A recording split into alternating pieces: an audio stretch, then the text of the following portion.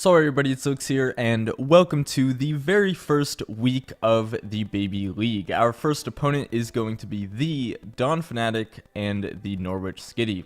So if you guys are seeing this video and you're not quite sure what this league is, it's not a Little Cup league. It's actually using Little Cup mons but playing at level 50 with things like the Violet Band. If you want more details on my draft and also the rest of the league, make sure to check out the draft analysis. It should be the most recent video on my channel other than this one.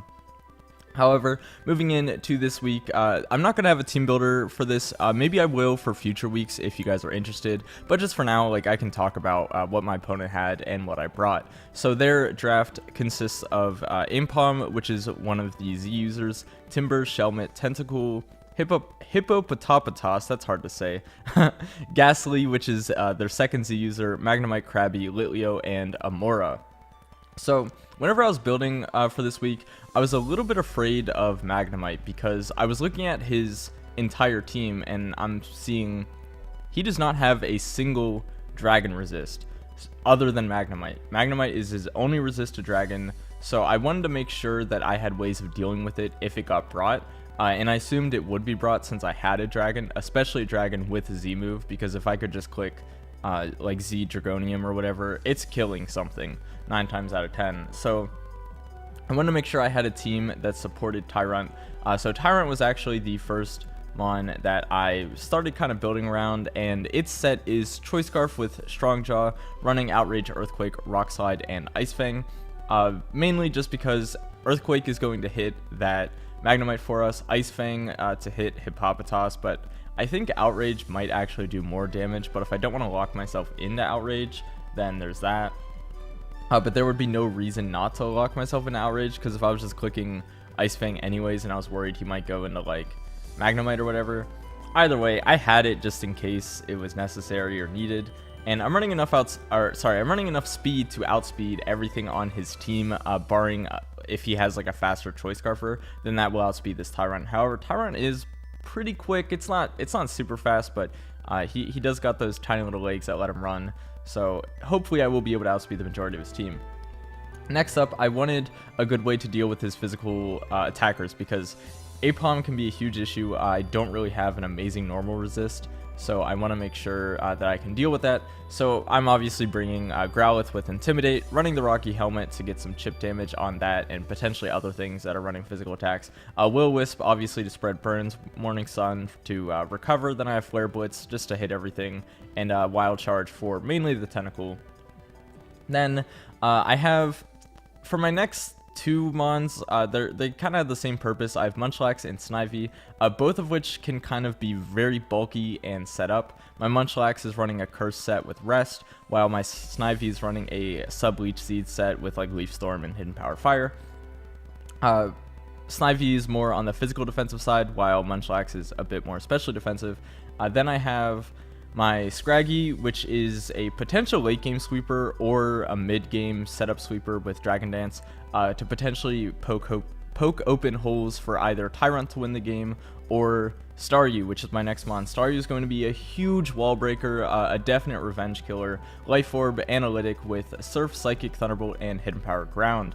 So yeah, I'm pretty happy with my team going in. The only thing I'm really afraid of looking at his team is potentially an offensive Timber, and also if Apom gets too out of hand, that can be a struggle. So my game plan generally is going to be try to intimidate those mons as much as possible, while weakening his defensive mons with my Staryu to open up the door for Tyrant. So without any further ado, let's get into the battle. So whenever I notice that he did not bring Ghastly or Magnemite, that means that Munchlax can be very useful as a Curse mon, and also Tyrant is going to have a fun time clicking Outrage. So I decided to lead off with my Snivy. In case he led off with like either Shelmet or Hippopotamus, I could just Leech Seed that thing early on and maybe get behind a sub and just start clicking Leaf Storm. But no, he is going to lead with that Apom, and I right away am going to go out into my Growlithe. Now really, I don't care if he does try to knock me off here, but I think if anything, he's probably just going to click U-turn, which will allow me to resist the attack nicely and get some chip damage with the Rocky Helmet, which we do see the U-turn, and it's honestly okay that he gets initiative here. I'm not too worried about it.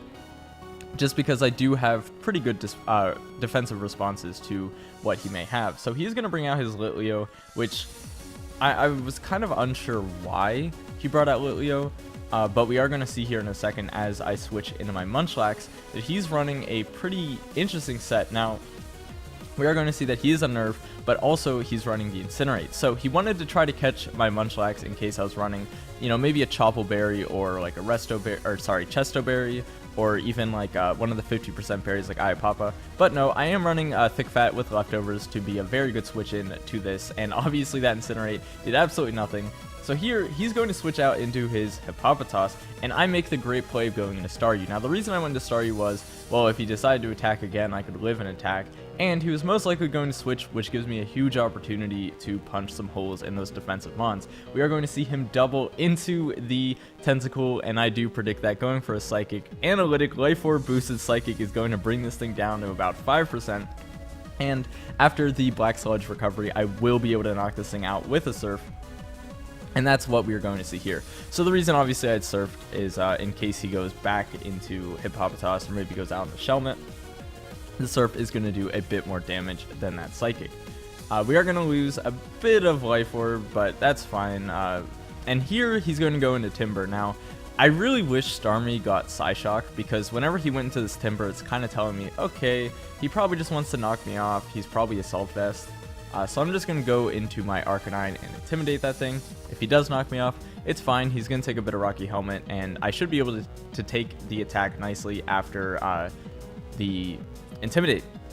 Now here I make a terrible play. I go for a Will-O-Wisp. Now, the reason I went for a Will-O-Wisp is in my mind, I'm like, okay, I'm against a physical attacker. Let me burn this thing so it doesn't do that much damage. And I forgot that this thing gets Guts, so that Drain Punch is going to be doing quite a lot of damage. Not as much as I would obviously want it to be doing. And this puts me in a bit of a precarious situation, because now this thing is pretty bulky, but he is actually going to withdraw it here, which is very useful for me, because I can just recover up with Morning Sun. I don't think he was expecting me to Morning Sun here. He may have been expecting me to swap out into something like to sack it or potentially take a Drain Punch better. But no, I get the Morning Sun off, which puts me in a pretty good spot, because now this thing is just going to U-turn. And I'm going to double Will-O-Wisp. A really good play here for him would have been going into the Timber, but he probably didn't want to risk taking like either a Flamethrower or potentially a Flare Blitz. So I am actually going to burn this Hippopotas. Now, where that comes in handy is now I can freely go into my Staryu, because if he clicks Earthquake, he's probably not max attack, and because he's burned, it's not going to kill. And then also, if he sets up the Stealth Rocks, then I have my Starmie in without taking Stealth Rock damage, and something pretty much dies here. Nothing can live the combination of a Surf plus a coverage move if needed, including this thing in front of us. And yeah, so I just get to freely click Surf here, and this poor Hippopotas is not going to enjoy that. No Violite, so obviously it cannot have really any chance of surviving that. Maybe if he was like super specially defensive invested, but even then I already knew that I could lift the hit. Now here I'm put in a tough spot, because I know he can knock me out with the Drain Punch, and I honestly just decided to Psychic, mainly because, you know, it's gonna bring him really low. I actually had a potential chance of killing here if he wasn't invested the way he is. But he had the right investment, which will allow him to not only live, but get off the Drain Punch, which will bring him to about 25-30%. So now I'm thinking, okay, I could go into Snivy here and set up a Leech Seed and like knock this thing out with a Leaf Storm or whatever. Or I could go into this, and after Stealth Rock's damage, it's a roll if this Mach Punch knocks me out.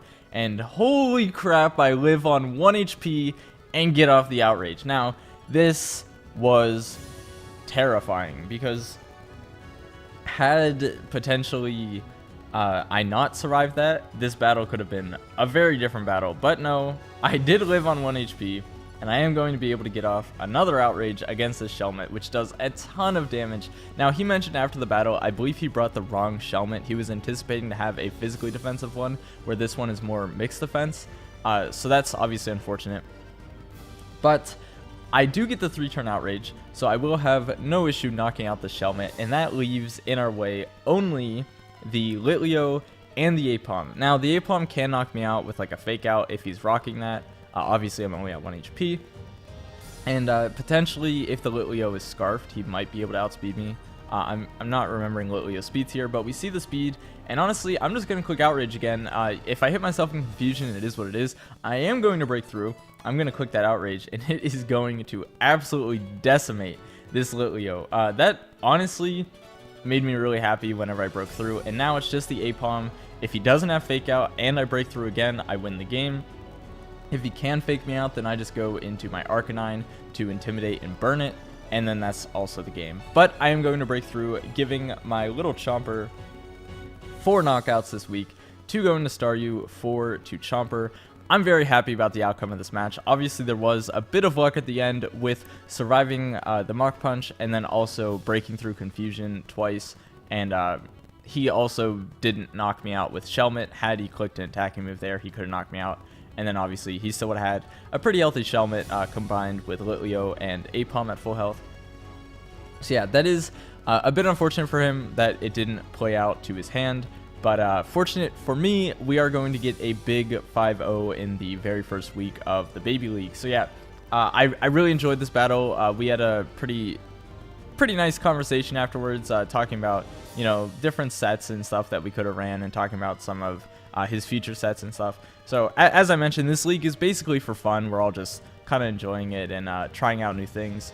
And this week was pretty cool for me. I got to see the power of Staryu, and I got to prove to Lars that dragons can be good in LC as long as you have luck on your side. So that is going to be all for me. I hope you guys enjoyed. Make sure to not only check out my opponent, but check the description for the links of all of the different battlers in the league. You can keep up with all the different battles going on. This league looks like it's going to be a lot of fun. Everyone's been like mentioning their battles and talking about it and having a good time. So I'm really excited for the rest of this league, and hopefully you guys are as well. I will catch you guys next time. Okay, thanks, bye.